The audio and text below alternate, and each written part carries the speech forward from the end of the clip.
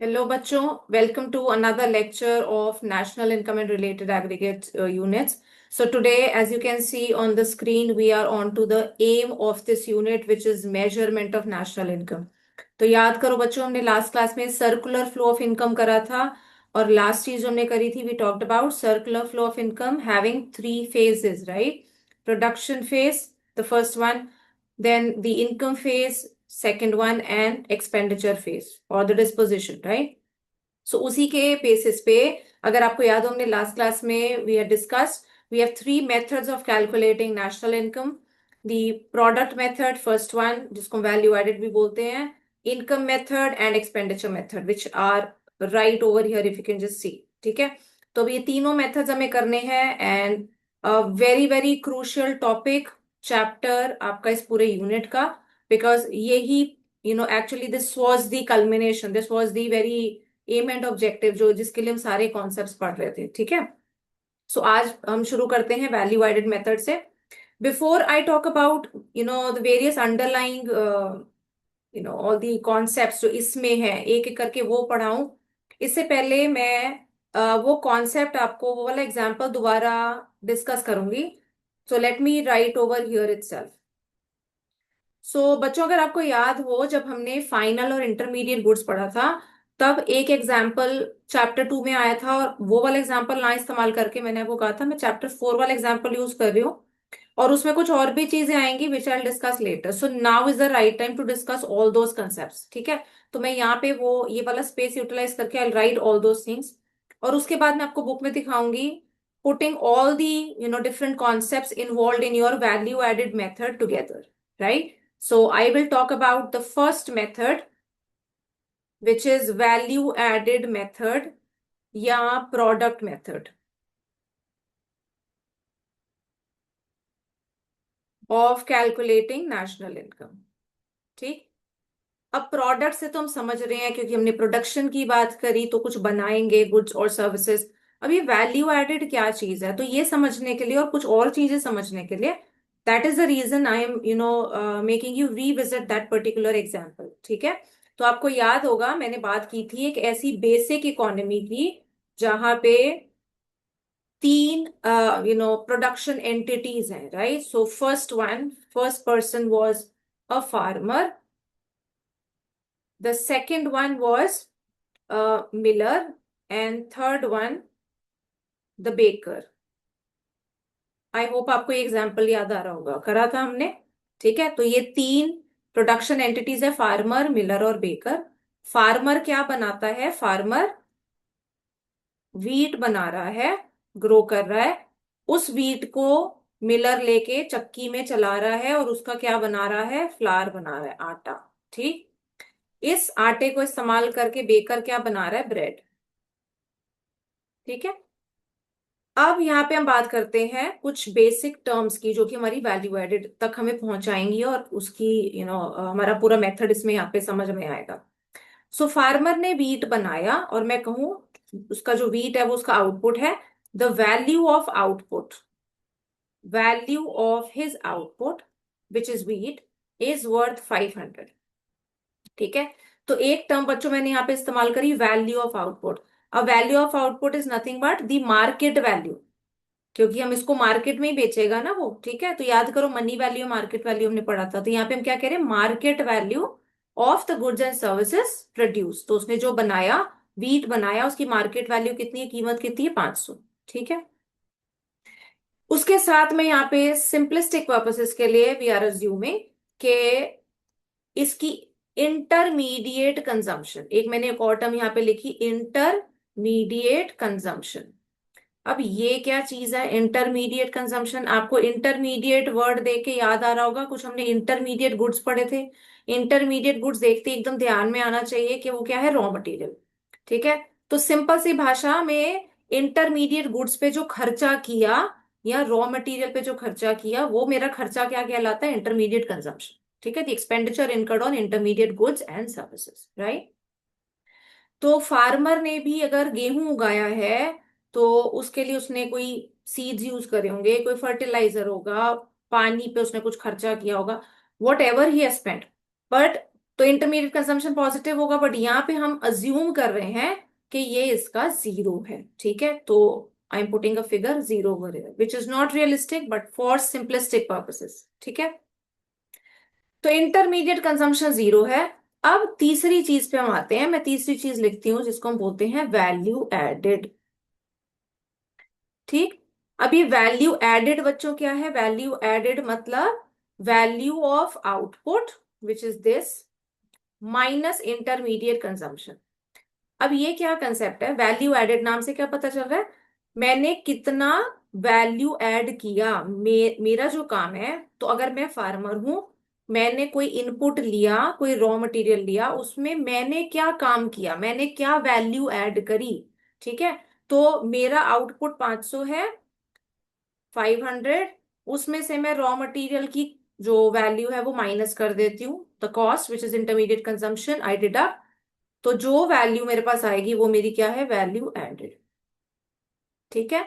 तो value of output minus intermediate consumption, this will become more clear as we proceed, right. तो ये मैंने आपको सिर्फ फार्मर के लिए बताया। So let us see now further this thing. So अब एज पर द एग्जाम्पल जो हमने पहले बिल्ड किया था, मिलर क्या करता है? मिलर आटा बनाता है, ठीक है। और उस आटा बनाने के लिए उसको क्या चाहिए? गेहूं चाहिए। तो जो गेहूं वो फार्मर से खरीदेगा, वो क्या है? उसका रॉ मटेरियल है। तो ये वीट जिसकी कीमत 500 है, ये उसका इंटरमीडिएट कंजम्पशन हो गया, ठीक है। तो मिलर के लिए इंटरमीडिएट कंजम्पशन की वैल्यू बच्चों कितनी हो गई? 500 रुपए। I hope you are clear with this. इसने 500 का गेहूं खरीदा तो 500 रुपए रॉ मटेरियल हुआ, ठीक। इस 500 के गेहूं को जब उसने ग्राइंड किया, ग्राइंड करके उसने बेचा 700 रुपए का मार्केट में, ठीक है। तो वैल्यू ऑफ आउटपुट मिलर के फ्लावर की कितनी हो गई? 700। रॉ मटेरियल की वैल्यू कितनी थी? 500। तो वैल्यू एडेड कितनी हो गई? Applying the formula 700 value of output minus intermediate consumption 500, that gives the value added by the miller as 200। उसने अपनी कितने की सर्विसेज ऐड करी है? 200 की, ठीक है। Similarly for the baker, baker ने क्या करना है? आटा खरीदना है, किससे? मिलर से। आटे की कीमत कितनी है? 700। तो बेकर के लिए इंटरमीडिएट कंजम्पशन बच्चों कितनी हो गई? 700, ठीक है। 700 का आटा खरीदा और उस आटे से बनाई ब्रेड। ब्रेड कितने की बेची मार्केट में? 1000 की। तो वैल्यू ऑफ आउटपुट कितना हो गया? 1000। 1000 की ब्रेड बेची तो 1000 value of output minus intermediate consumption 700। इस बंदे ने कितने की वैल्यू ऐड करी? 300, ठीक है। तो यहां मैंने तीन नए कॉन्सेप्ट्स, टर्म्स नहीं आ गई एज सच, कुछ कॉन्सेप्ट्स उतने स्पेशल या कुछ इतने वैसे डिफिकल्ट नहीं थे। हमने तीन नई टर्म्स इस्तेमाल करी। हमने कहा value of output which is the market value of goods and services produce, right. Intermediate consumption which is the expenditure on the intermediate goods या the raw materials. And value added क्या है? The value which is being added by the virtue of his or her own production activity. तो वो जो production कर रहा है, bye virtue of that वो उसमें रॉ मटेरियल में कितना वैल्यू ऐड कर रहा है, ठीक है। तो अब हम ये कंसेप्ट पढ़ क्यों रहे हैं बच्चों, ठीक है, उस पे आते हैं। तो यहाँ पे वो साथ में बता देती हूँ।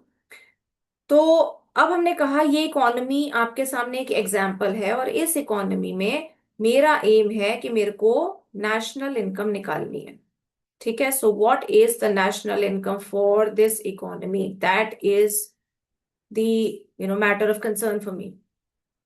सो अगर मैं कहूं कि प्रोडक्शन जो हुई, ठीक है, वैल्यू ऑफ आउटपुट, अगर मैं ये तीन वैल्यूज देखती हूँ, यही चीज मैंने लास्ट टाइम पे डिस्कस करी थी। क्या मैं इन तीनों को जोड़ दूं कि तीन प्रोड्यूसर्स हैं इकोनॉमी में, तीनों ने कुछ कुछ कमोडिटी प्रोड्यूस करी, गेहूं, आटा और ब्रेड। तीनों को अगर मैं जोड़ दूं तो मेरा आंसर आता है 2200। तो क्या मेरी नेशनल इनकम 2200 है? नहीं। 2200 क्यों नहीं है? क्योंकि इस 2200 में क्या जुड़ा हुआ है? My wheat is being counted more than once. Wheat की जो कीमत है फ्लावर में ऑलरेडी जुड़ी हुई है, ठीक है। फ्लावर की जो कीमत है वो ब्रेड में ऑलरेडी जुड़ी हुई है। तो ये 2200 जो अगर मैं लेती हूं, तो इसमें वीट आपका दोबारा काउंट हो रहा है और फ्लावर भी दोबारा काउंट हो रहा है, ठीक है। So in order to avoid this, in order to avoid what we call as problem of double counting, याद करो इसका रेफरेंस हमने तब भी दिया था जब हमने इंटरमीडिएट गुड्स और फाइनल गुड्स पढ़े थे। हमने कहा था कि सिर्फ नेशनल इनकम में या फॉर दैट मैटर किसी भी एग्रीगेट में, national income, domestic income, any income aggregate, हमने बार बार हर डेफिनेशन में क्या पढ़ा था, value of be the market और the money value final goods and services, intermediate count ही नहीं होते, ठीक है। तो यहाँ इस एग्जाम्पल में मेरे इंटरमीडिएट गुड्स क्या है बच्चों, व्हीट है और फ्लावर है, तो इन दोनों को मैं काउंट नहीं करूंगी, ठीक है। और अगर इन दोनों को काउंट किया तो क्या हो जाएगा, problem of double counting. Double counting is nothing but counting more than once, counting the value of a commodity more than once, ठीक है। तो उसको अवॉइड करने के दो तरीके हैं, तो हम कैसे करेंगे इसको।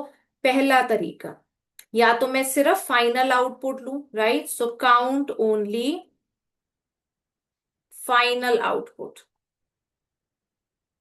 ठीक है। तो फाइनल आउटपुट मेरा यहाँ पे क्या है, 1,000 की ब्रेड, ठीक है। तो या तो मैं सिर्फ ये काउंट करूं, ऊपर वाले जो रॉ मटेरियल्स है उनको छोड़ दूं। दूसरा, एड अप या काउंट ओनली वैल्यू एडेड। तो ये जो हमने नया कंसेप्ट पढ़ा, जो हमने पहले नहीं पढ़ा था, मैं हर स्टेप पे for every firm, for every producer, हम क्या निकालें, वैल्यू एडेड, कि उस एंटिटी ने, उस पर्सन ने कितना वैल्यू एडिशन किया है। तो वैल्यू एडेड अगर मैं यहाँ पे देखती हूँ, इसने 500 किया, इसने 200 किया, इसने 300 किया, तीनों की वैल्यू एडेड अगर मैं जोड़ दूं कितना आ जाएगा, 500 plus 200 700, 700 plus 300 gives you again 1000। तो अगर आप फाइनल आउटपुट की कीमत देखो या वैल्यू एडेड देखो, दोनों बराबर ही हैं, और यही दोनों एक ठीक तरीका है अपना नेशनल इनकम तक जाने के लिए, ठीक है। So these are the two ways for avoiding the problem of double counting. अब यहाँ पे हमने कुछ टर्म्स देखी, value of output, intermediate consumption and value added, right. So एक बार बुक में वो देख लेते हैं and then we'll proceed to how do we find out the you know aggregate related to the value added method, ठीक है। तो एक बार पहले थोड़ा सा देख लेते हैं बुक में, so that you have an idea कि हम किस चीज की बात कर रहे हैं, राइट। साथ साथ डेफिनेशंस बच्चों मार्क कर लेना, डेफिनेशंस पता होनी चाहिए, ठीक है। तो वैल्यू एडेड क्या है, शुरुआत में ही देखें, value added refers to the addition of value to the raw material और intermediate goods by a firm by virtue of its productive activities. यही हमने डिस्कस किया था कि वो जो प्रोडक्शन कर रहा है, वो जो काम कर रहा है, बाय वर्च्यू ऑफ दैट वो कितना वैल्यू ऐड कर रहा है रॉ मटेरियल में, ठीक है। सो ये फॉर्मूला बच्चों साथ में मार्क कर लेंगे, value added is value of output minus intermediate consumption, that is your IC.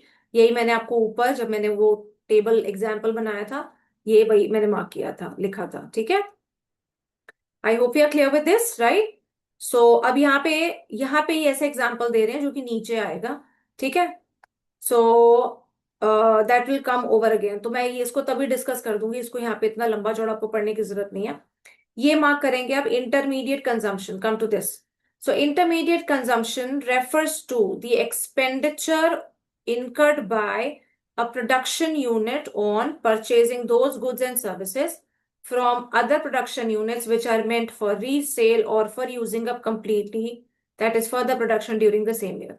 Simple सी भाषा में आप ये भी लिख सकते हो, intermediate consumption refers to expenditure incurred by production unit on purchasing intermediate goods from other production units, ठीक है, with that includes your resale and using up it completely for the production process. I hope you are clear with this.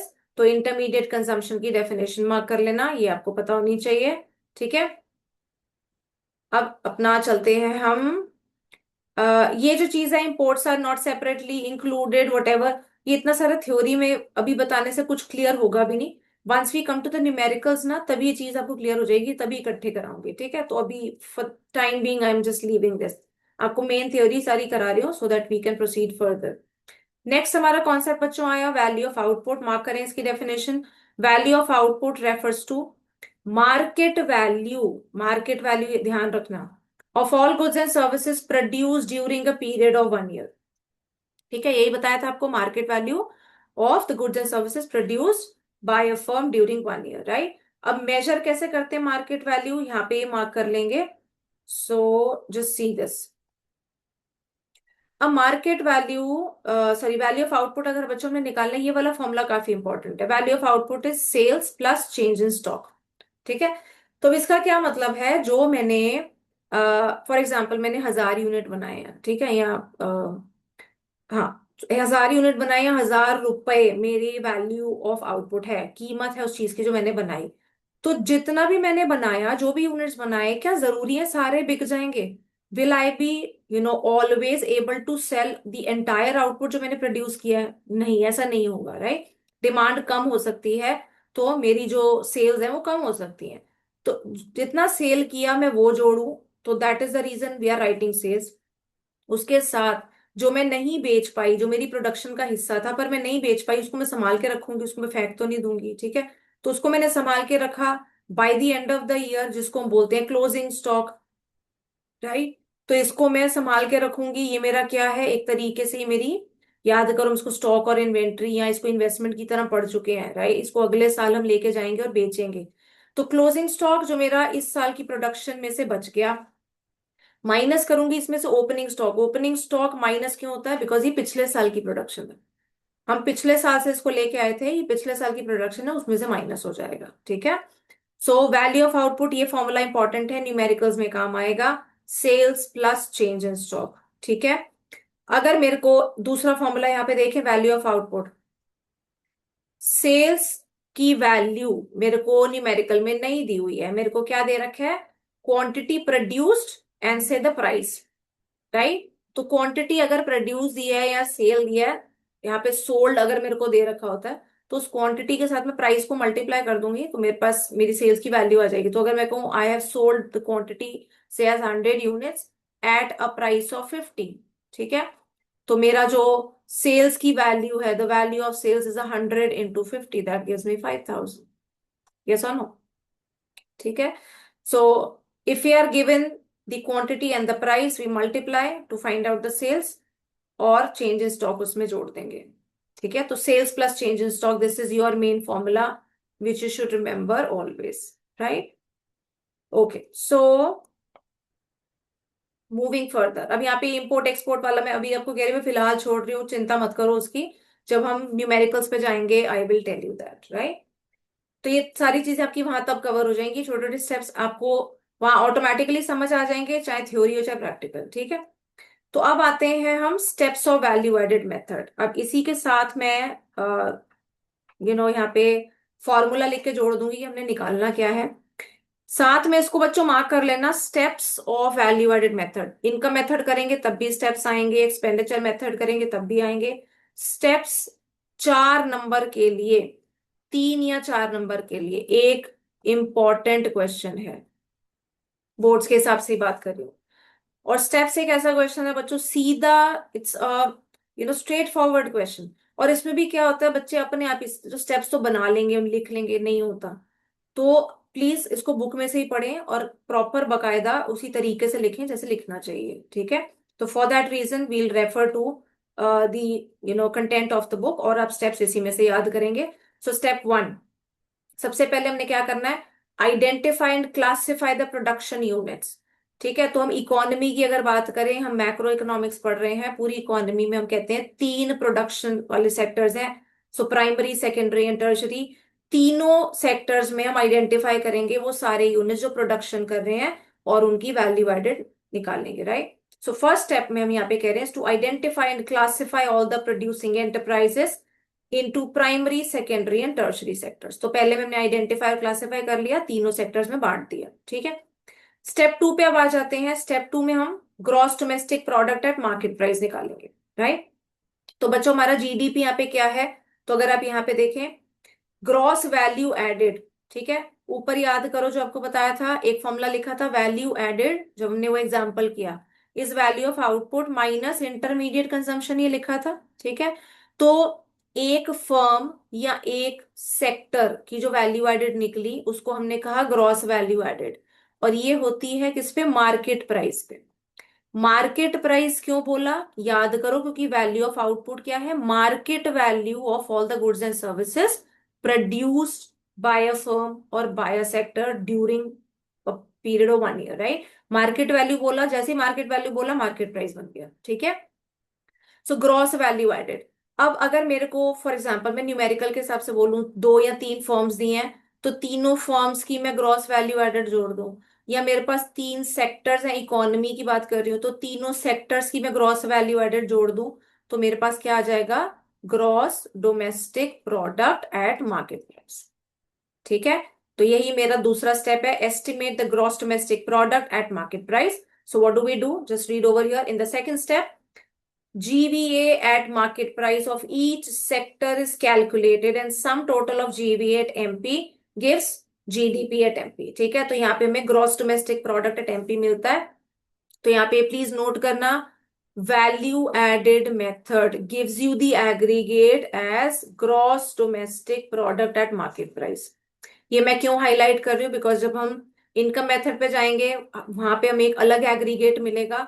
तो numericals के हिसाब से मेरे को दिमाग में ये चीज ट्यून्ड इन होनी चाहिए। जैसे ही मैंने क्वेश्चन देखा, मुझे क्वेश्चन देख के पता चल रहा है वैल्यू ऑफ आउटपुट है, इंटरमीडिएट कंजम्पशन, मुझे क्वेश्चन देख के समझ आ रहा है वैल्यू एडेड का क्वेश्चन है, तो पहली चीज जो दिमाग में आए क्या निकलेगा, कौन सा एग्रीगेट, GDP MP, ठीक है। तो इसीलिए यहाँ पे चीज हाईलाइट कर रही हूं मैं। तो आगे देखते हैं। सो हमने कहा sum total of GB of all the sectors gives GDP MP, that is your GVA का सिग्मा इज GDP MP, ठीक। थर्ड वन, तो यहाँ पे देखें बच्चों तीसरा स्टेप, कैलकुलेट डोमेस्टिक इनकम। याद करो कन्वर्जन वाले न्यूमेरिकल्स हम कर चुके हैं, ठीक है। तो NDPFC आपने निकालना है, डोमेस्टिक इनकम NDPFC होती है, किससे निकालना है, GDP MP से। क्या करोगे, ग्रॉस से नेट पे जाना है, डेप्रिसिएशन माइनस, MP से FC पे जाना है, NIT माइनस। और कुछ करने की जरूरत है नहीं, क्योंकि दोनों डोमेस्टिक है, ठीक है। तो यही चीज यहाँ पे दे रखी है आपको, by subtracting the amount of depreciation and net indirect taxes from GDP MP we get domestic income, that is formula यहाँ पे लिख दिया। तो पेपर में, क्योंकि अगर थ्योरी क्वेश्चन आता है स्टेप्स का, तो प्लीज प्रॉपर वर्ड्स में थ्योरी में लिखें, सिर्फ इक्वेशन लिख के मत आ जाए कि ये मैंने लिख दिया चलो यही बहुत बड़ी बात है, तो ऐसे मत करना, right it in a proper way. Step 4 देखेंगे लास्ट। स्टेप 3 में हम डोमेस्टिक इनकम निकाल चुके हैं, चौथा स्टेप हमारा लास्ट है, which is calculation of the national income. तो डोमेस्टिक से नेशनल जाने पे क्या करना है बच्चों, NFI जोड़नी है, हमने करा था ये पहले। So estimate net factor income from abroad to arrive at the national income. So in the final step, NFI is added to the domestic income to arrive at national income. ठीक है, तो यही आपके सामने वो इक्वेशन है, national income is NDPFC plus NFI। I hope you are clear with the 4 steps, right. तो पहले स्टेप में हमने कहा सारे प्रोड्यूसिंग जो जो एंटिटीज हैं उनको हम क्लासिफाई करेंगे, आइडेंटिफाई करेंगे और क्लासिफाई करेंगे तीनों अपने सेक्टर्स में। So primary, secondary and tertiary, then we find out the gross value added and summing the gross value added for each sector we find out GDP। तीसरे में हमने कहा हम डोमेस्टिक इनकम निकालेंगे, चौथे में हमने कहा नेशनल इनकम निकालेंगे। I hope you are clear with the 4 steps of value added method, समझ आ गया होगा, ठीक है। तो अब देखते हैं साथ में प्रिकॉशंस, राइट। तो मैं थ्योरी यहाँ पे इसकी सारी कवर करा देती हूँ, ताकि इसके बाद जो नेक्स्ट लेक्चर में लूंगी उसमें विल डू दी न्यूमेरिकल्स और वैल्यू एडेड, राइट। सो प्रिकॉशंस भी बच्चों नोट करें, प्रिकॉशंस भी बहुत एक इंपॉर्टेंट टॉपिक है, important question from examination view point. और एक टाइम जब कुछ साल पहले तक होता था 6 नंबर का, एक एक्चुअली 6 नंबर का बड़ा क्वेश्चन आता था, तो उसमें ऐसे भी आ रखा है कि स्टेप्स 4 नंबर के पूछे हैं प्लस 2 प्रिकॉशंस पूछी हैं। आजकल पैटर्न थोड़ा सा चेंज हो गया है, 6 नंबर का क्वेश्चन स्प्लिट हो जाता है, सो मोस्टली सब 3 और 3 मार्क का क्वेश्चन, 4 2 का भी आ सकता है। तो प्रिकॉशंस बच्चों सारी इंपॉर्टेंट है, यहाँ पे आपके पास ये ऑप्शन नहीं होगी मैं कोई भी 2 कर लूं या 3 कर लूं, नहीं, प्रिकॉशन सारी हम करेंगे, क्योंकि एक एक पॉइंट अपने आप में इंपॉर्टेंट है, और वो एक अलग किस्म के जो हमारे क्वेश्चंस बचते हैं, क्या इंक्लूड होगा नहीं होगा, आइडेंटिफिकेशन वाले, इंक्लूजन वाले, उसमें काम आएगा, ठीक है। तो अभी पहले पढ़ लेते हैं, so that you get an idea of the questions I will do later, right. So precautions, जैसे मेरे नाम से पता चल रहा है, मैं यहाँ पे इन चीजों का ध्यान रखना है कि क्या इंक्लूड होगा वैल्यू एडेड मेथड के हिसाब से नेशनल इनकम में या क्या नहीं होगा। ठीक। Coming to the first point, कुछ चीजें हम ऑलरेडी पढ़ चुके हैं, कुछ नई चीजें आएंगी तो एक बार देखोगे यहाँ पे। पहला पॉइंट हमें क्या कह रहा है, intermediate goods are not to be included in the national income. इसमें कुछ नया नहीं है, शुरुआत से ही हमने ये कहा, हमने पहले भी कहा, मैंने अभी जब एग्जांपल भी किया तब भी कहा, इंटरमीडिएट गुड्स बच्चों हम नहीं जोड़ेंगे। क्यों नहीं जोड़ेंगे? क्यों? उनकी वैल्यू ऑलरेडी फाइनल गुड्स में काउंटेड है, और अगर इनको जोड़ लिया तो क्या होगा, प्रॉब्लम ऑफ डबल काउंटिंग हो जाएगी। ठीक है। So reason is very crucial, right? तो यहाँ पे ये भी लिख रही हूं साथ में, रीजन इज इंपॉर्टेंट। ठीक है। So, intermediate goods will not be counted since such goods are already included in the value of final goods. ठीक। If they are included again, it will lead to the problem of double counting. ये पूरा लिखना है। ठीक है। तो I hope इसमें कुछ कंफ्यूजन या ना समझ आने वाला नहीं होगा, ये हम ऑलरेडी कर चुके हैं। अब दूसरा पॉइंट कुछ नया आता है, sale and purchase of second hand goods is not included. Second hand क्या होता है बेटा? जैसे अगर हम कहें आपको किसी सेकेंड हैंड हम बुक ले आए, किसी की ऑलरेडी यूज करी थी, हमने खरीद ली, हाफ रेट पे खरीद ली, ठीक है, या हमने सेकेंड हैंड से मोबाइल लिया, anything. So second hand commodity अगर खरीदी या बेची जाती है तो हम यहाँ पे क्या कह रहे हैं, उसको इंक्लूड नहीं करेंगे। क्यों नहीं करेंगे? सिंपल सी भाषा में हम कौन सा मेथड पढ़ रहे हैं, प्रोडक्ट मेथड। जिस भी कमोडिटी की प्रोडक्शन इस साल में हुई है, जिस साल की हम नेशनल इनकम निकाल रहे हैं, उसी को तो गिनोगे ना। तो सेकेंड हैंड गुड तो किसी पहले साल में ऑलरेडी प्रोड्यूस हो चुका है और काउंट हो चुका है, तो उसको इस साल हम क्यों गिनेंगे? That is very logical, right? तो यहाँ पे यही रीजन है, sale and purchase second hand goods are not included as they were included in the year in which they were produced and do not add to the current flow of goods and services। ये भी पूरा लिखना है, ये उस साल include हो गए थे और इस साल की प्रोडक्शन में, current flow of goods and services में कोई भी एडिशन या कोई भी कंट्रीब्यूशन नहीं देते, क्योंकि इस साल नहीं प्रोड्यूस हुए। ठीक है। हाउएवर दिस इज इंपॉर्टेंट, अब इसको मार्क करना, इस पे काफी बार मतलब जिसे छोटा क्वेश्चन टाइप में आ जाता है।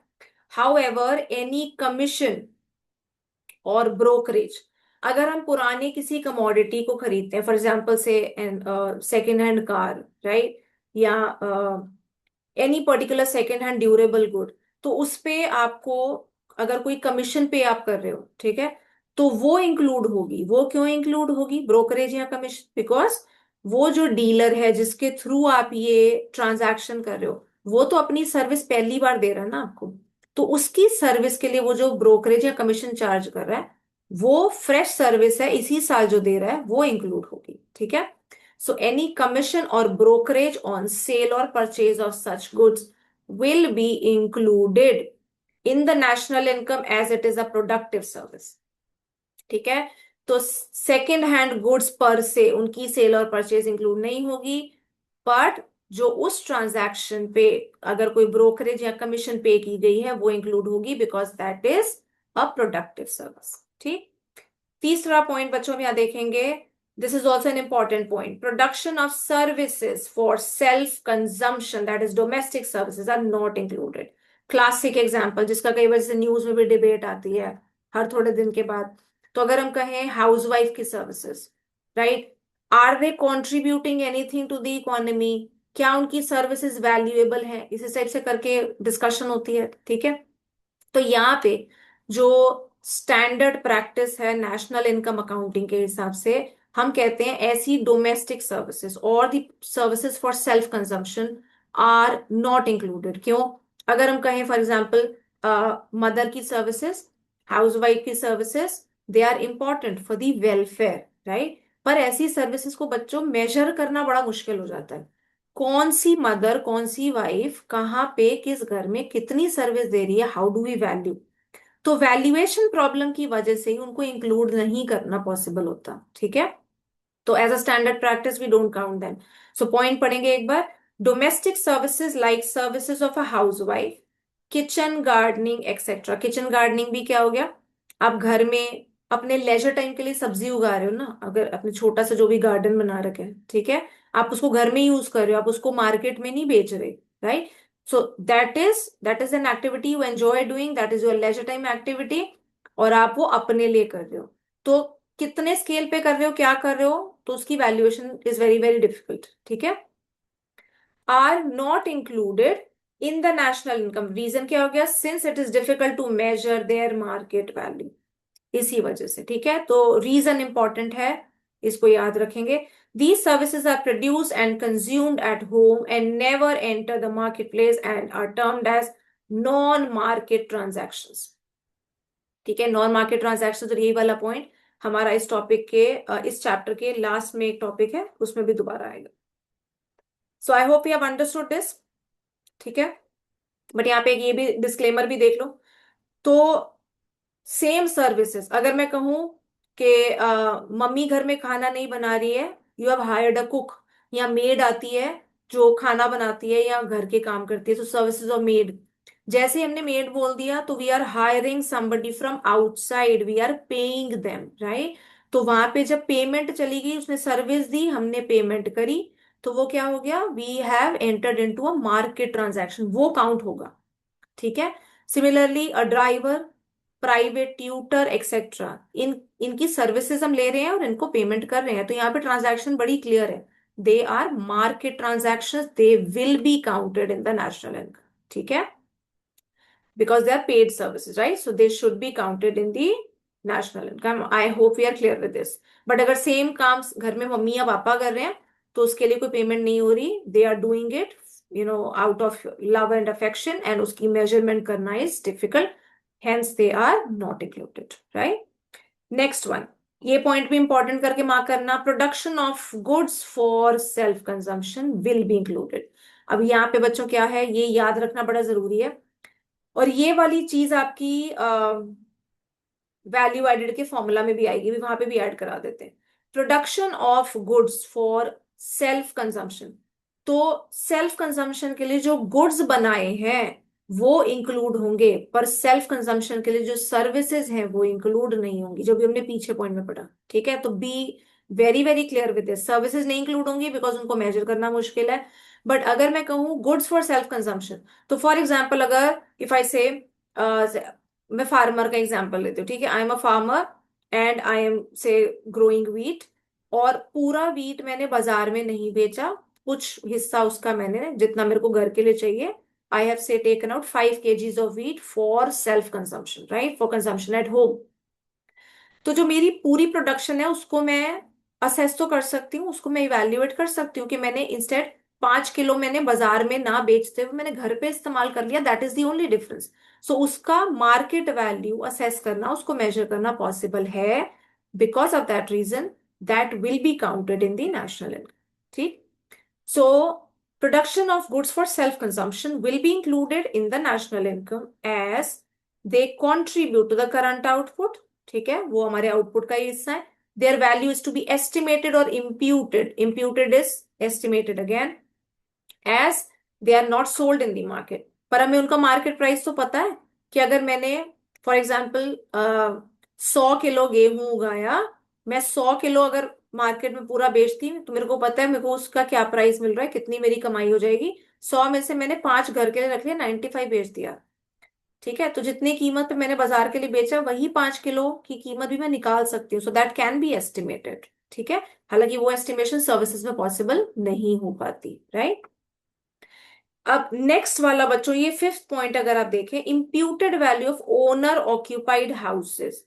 अब जो ओनर ऑक्यूपाइड हाउसेस है, ये वाला point is better suited for income method, ठीक है, बिकॉज जब हम हाउस की बात करते हैं, हाउस के लिए हम रेंट देंगे, और रेंट हमारी फैक्टर इनकम है, तो ये इनकम मेथड में आएगा। So I am leaving this point over here, ठीक है। मैं ये नहीं कह रही सिलेबस में नहीं है, हम इसको तब करेंगे, यहाँ पे नहीं करेंगे, ठीक है।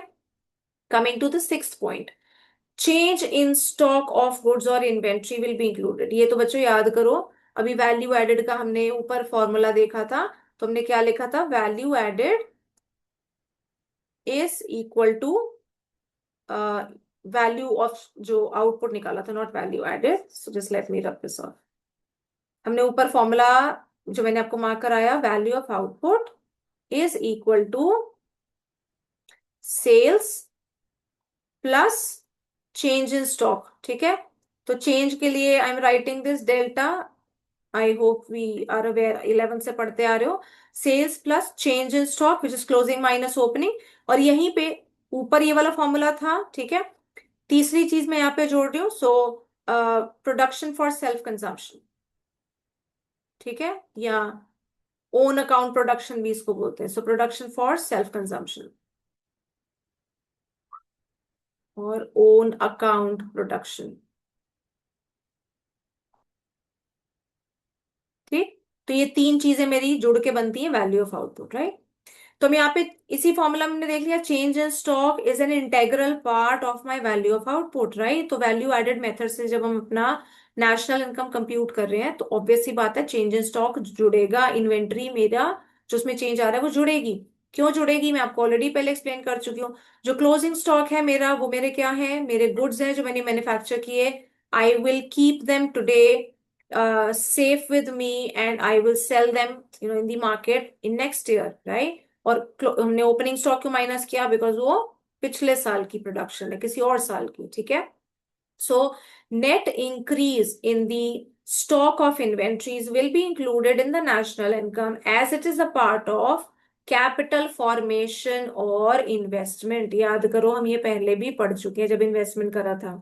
ठीक है, तो चाहे मेरे किसी भी किस्म के गुड्स, राइट, तो मेरे पास इवन जो रॉ मटेरियल का स्टॉक भी पड़ा है वो भी मेरी इन्वेस्टमेंट है। यहाँ पे तो जो हम जिन गुड की बात कर रहे हैं, डेफिनेटली उनका जो स्टॉक चेंज हो रहा है, that is a part of my investment.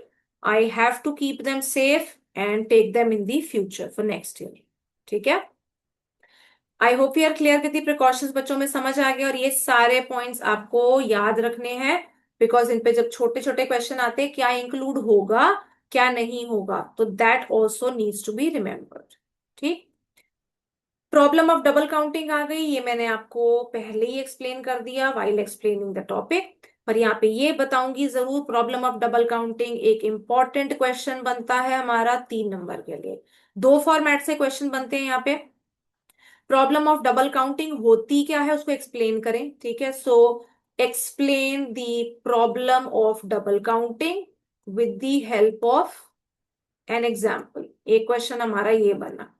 ठीक है, तो उसमें तो हम मीनिंग लिखेंगे और वो एग्जाम्पल वही वाला टेबल जैसे मैंने आपको बताया उसको वर्ड्स में भी एक्सप्लेन करके बताएंगे, राइट। तो पहले यहाँ पे यहाँ मीनिंग देख लो। So double counting refers to counting of an output more than once while passing through various stages of production। ठीक है, एक कमोडिटी की वैल्यू को एक से ज्यादा बार काउंट करें, तो that is termed as the problem of double counting, right. Example आप यही देखेंगे यहाँ पे, ये देखो, let us understand this through the famous example of farmer, miller and baker. तो आप पेपर में फेमस या इन फेमस मत लिखना, कुछ भी मत लिखना, just explain it, right. So यहाँ पे एक बार देख लो, farmer, suppose farmer produces 50 kg of wheat and sells it for 500 to the miller। For farmer, wheat of 500 is a final product. If intermediate cost for farmer is assumed to be 0, then his value added will be 500. For miller, wheat is an intermediate good. Miller converts wheat into flour and sells it for 700 to a baker. Now flour of 700 is a final product for miller. Value added is 700 minus 500, उसका जो ऊपर वाला raw material था minus कर दिया, so value added is 200. For baker, flour is an intermediate good. Baker manufactures bread from flour and sells the entire bread to final consumers for 1,000. Bread of 1,000 is a final product for the baker. Value added is 1,000 minus 700, that is 300. तो अब यहाँ पे अगर आप देखें तो तीनों entities के लिए आपको यही दिखा रखा है, वैल्यू ऑफ आउटपुट कितनी है, value of input which I marked as intermediate consumption and value added. ठीक है, अब इसके बाद देखो, so in the given example wheat is a final product for farmer, flour final है for miller and bread is final for baker. As a general practice, every producer treats his commodity as the final output. It means total value of output is how much? 500 plus 700 plus 1,000 is 2,200. ठीक है, so so if you just see value of wheat is included in the value of flour, जैसे हमने discuss किया था, 500 700 में included है और 700 1000 में इंक्लूडेड है. Value of flower is included in the value of bread, right? So as a result, the values of wheat and flour are counted more than once. This causes the problem of double counting. तो हम 2200 की figure negate कर रहे हैं, वो हम नहीं लेंगे, उसको हम यही जस्टिफाई कर रहे हैं, वो गलत है. So it leads to overestimation or inflation of the value of goods and services produced. So in order to know the correct value of national income, we must avoid this problem of double counting, right? And how to avoid double counting? अब ये एक अलग question बन जाता है बच्चों, इसको mark करना. This is a question separately asked. तो अगर मैं आपको कहूं 3 नंबर के लिए, what do you mean by, so meaning of the problem of double counting, meaning of problem of double counting 1 number में आ गया. और उसके साथ how can we avoid double counting, तो यहाँ पे 2 मेरे पास मेथड्स हैं, 2 वेज हैं, तो ये 2 नंबर में, राइट? तो plus this gives you a 1 + 2 a 3 marker question. काफी बार आ चुका है ये क्वेश्चन, ठीक है? So what are the 2 alternative ways to avoid the double counting? जो मैंने आपको बताया, फाइनल आउटपुट या तो काउंट करेंगे या वैल्यू एडेड काउंट करेंगे, ठीक है? So according to this method, value of only final goods should be added to determine the national income and not the intermediate goods, right? तो एग्जाम्पल, अगर सिर्फ आपको ये पूछा हुआ और एग्जाम्पल नहीं पूछा तो आप ये नहीं लिखेंगे bread and all that example, then you can leave. Value added method, according to this method, sum total of the value added by each producing unit should be taken in the national income. Example पूछा है और साथ में दे रहे हो, then you will obviously write, so 500 + 200 + 300 gives you the correct value or the true value of national income. I hope you are clear with this. ठीक है, समझ आ गया? सो 2 टाइप के क्वेश्चन आपको मैंने डबल काउंटिंग के बताए. व्हाट वर दे? एक तो सीधा क्वेश्चन 3 नंबर का कि डबल काउंटिंग की प्रॉब्लम होती क्या है, एक्सप्लेन करो with the help of example. So we write first the definition, we explain the problem with that example, right? Words में लिखेंगे एग्जाम्पल और उसको टेबल बना के शो करेंगे कि व्हीट और जो फ्लावर है वो मोर देन वंस काउंट हो रहा है. So this is the problem of double counting, वो वहीं खत्म हो जाएगा. अगर क्वेश्चन ऐसे आता है कि डबल काउंटिंग है क्या और उसको करेक्ट कैसे करना है, तो आप ये दोनों मेथड साथ में देंगे, ठीक है? So these are 2 possible questions of what we call as a problem of double counting, right? So this was the theory of your first method बच्चों, which is your value added method. इसमें आपको मैंने सब कुछ करा दिया. दो concepts, value of output, ठीक है, उसका formula, value intermediate consumption, value added, steps of value added method important, precautions of value added method again important, ठीक है? सो वैल्यू एडेड मेथड के हमने सारे के सारी थियोरी हमने कर ली है. Now in the next lecture I will take you through the numericals, different types of numericals of value added method, ठीक है?